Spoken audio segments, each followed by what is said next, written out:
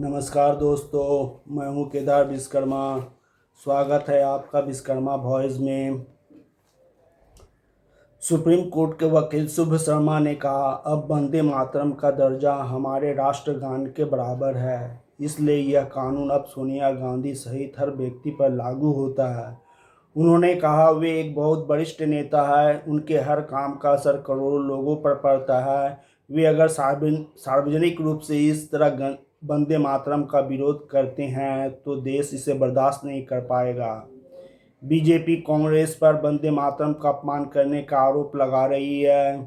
भाजपा ने आरोप लगाया था कि शनिवार को पार्टी के स्वतंत्रता दिवस समारोह के दौरान वंदे मातरम गाए जाने पर कांग्रेस नेताओं सोनिया गांधी, राहुल गांधी और मल्लिकार्जुन खड़गे ने उसके प्रति घोर अनादर दिखाया। कांग्रेस ने यह कहते हुए इस आरोप को खारिज किया कि राष्ट्रगीत का पूरा संस्करण गाने से रोकने की कोशिश नहीं की गई थी, बल्कि सोनिया गांधी सिर्फ पार्टी प्रमुख खड़गे के लिए कुर्सी मांग रहे थे, क्योंकि वह लंबे समय से खड़े थे। नैहाटी से भाजपा विधायक और बंकिम चंद्र चट्टोपाध्याय के वंशज सुमित्रा चटर्जी ने सोनिया गांधी को पत्र लिखकर कांग्रेस मुख्यालय में वंदे मातरम के गायन को लेकर हुए विवाद पर दुख जताया।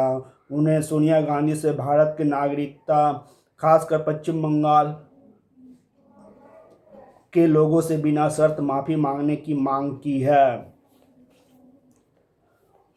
उन्होंने लेटर लिखा है, उसमें कहा है कि 15 अगस्त की घटना केवल दुर्भाग्यपूर्ण नहीं, बल्कि एक ऐतिहासिक गलती को बेशर्मी से दोहराना है। उन्होंने महर्षि अरविंद की उस बात का जिक्र किया जिसमें उन्होंने वंदे मातरम को देशभक्ति के धर्म में दीक्षित करने वाला मंत्र बताया था।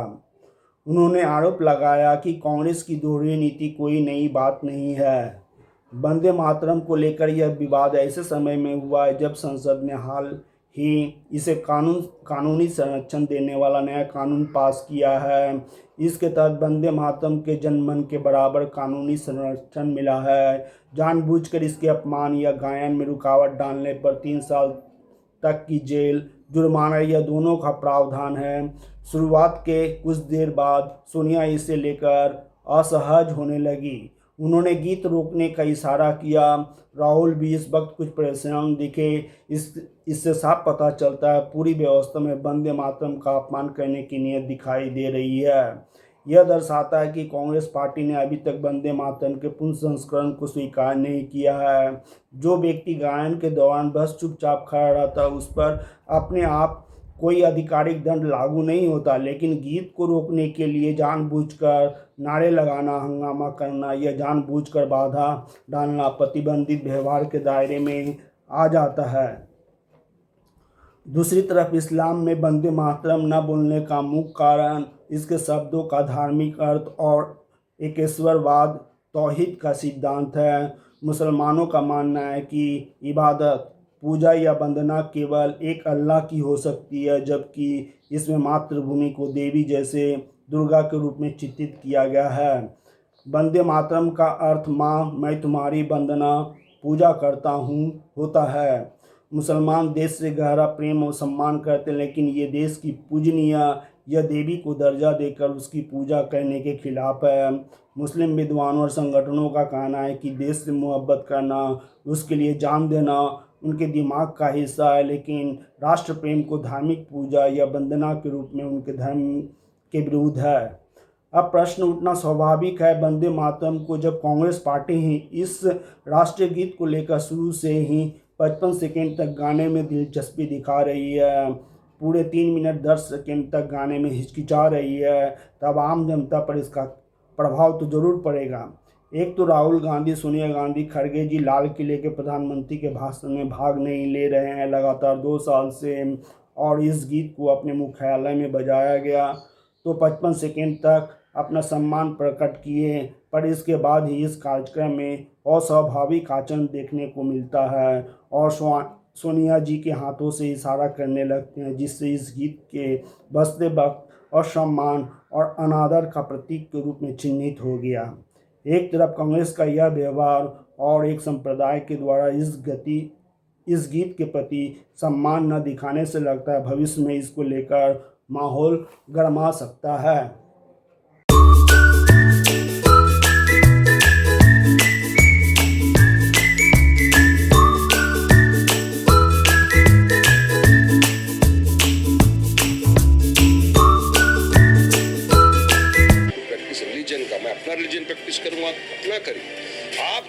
किसी के ऊपर कोई चीज थोप नहीं सकते।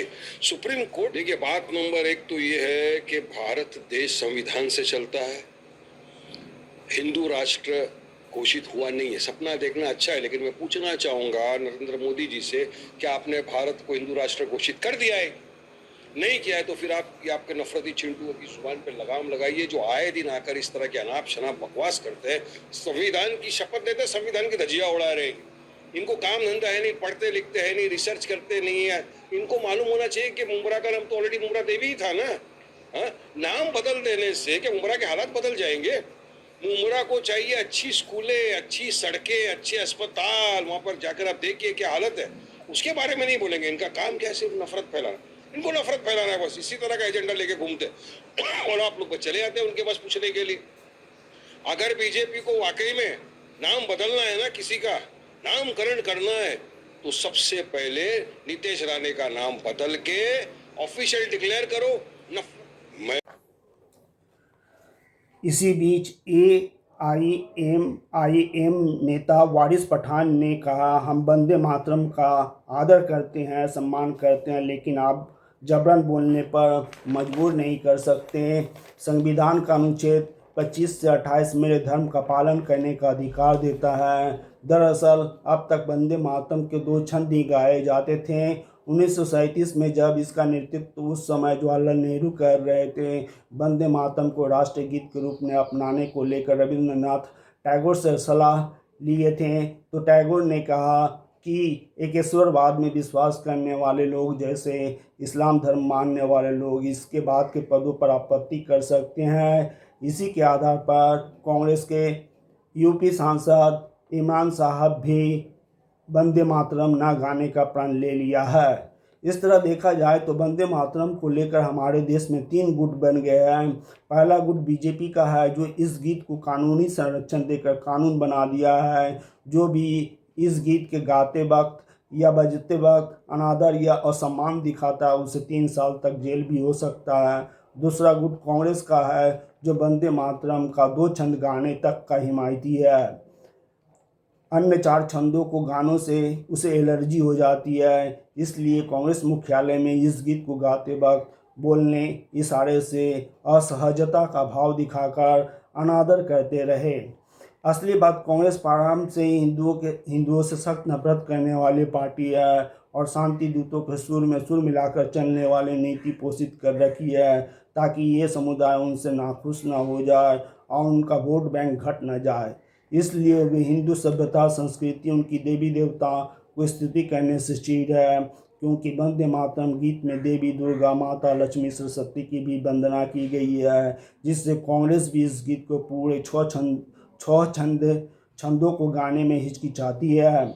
जो पार्टी राम को काल्पनिक पात्र मान ले और उसकी पुष्टि के लिए 10 से 12 वकील भी नियोजित कर दे, तो उस पार्टी से हम हिंदू क्या आशा कर सकते हैं? जो हिंदुओं को हमेशा दूसरे दर्जे का नागरिक मानते आए हो, उसके लिए पर्सनल लॉ पास करवा सकते हैं, जबकि अन्य धर्मावलंबियों के लिए हर तरह की छूट दे, तब समझ लेना चाहिए हिंदुओं को इस पार्टी से दूरी बना लेने में ही भलाई है। जो गीत स्वतंत्रता सेनानियों के साहस का प्रतीक है, उसी गीत को पूरे छंद को गाने में शक्ति दिखलाएं, तब ऐसे पार्टी से हमें किनारा रखने में ही भलाई है। और तीसरे गुट शांति दूतों के संप्रदाय से है, जो प्रारंभ से यह प्रण कर ले हैं, हम वंदे मातरम नहीं बोलेंगे। हालांकि सन्यासी विद्रोह के समय सभी हिंदू मुस्लिम इस गीत पूरे छंद को सामूहिक रूप से गाते थे, लेकिन स्वतंत्रता के बाद जब मजहबी सोच और कट्टरता का बढ़ावा मिला, तो इसे जुबान पर लेने से कतराने लगे। इसलिए कहा गया है, असली मुसलमान से कन्वर्टेड मुस्लिम अत्यधिक कट्टर होते हैं, और यही कट्टरवादी मानसिकता वंदे मातरम को जुबान पर लाने से दूरी करना सिखाता है। और हम हिंदू इतने भोले हैं कि जानबूझकर इनके पीर मज़ारों पर जाकर अपना माथा टेकते हैं और अपनी गाढ़ी कमाई को लुटाकर उनकी जेब को गर्म कर आ जाते हैं और अपने आप को धन्य मानते हैं कि हमारी दुआ अल्लाह मियाँ ने कबूल कर ली है। इस तरह से देखा जाए तो वंदे मातरम को लेकर टकराव की स्थिति भविष्य में इतना तूल पकड़ सकता है, जो अभी छोटी मोटी फोड़ा फूसी है, कहीं आगे जाकर विकराल घाव का आकार न ले ले और कहीं ऑपरेशन करने की नौबत ना आ पड़े। आपकी इस मुद्दे पर क्या राय है, आप हमें कमेंट कर बताइएगा। अगर वीडियो पसंद आई हो तो इसे लाइक शेयर सब्सक्राइब कर दीजिएगा। जय हिंद, वंदे मातरम।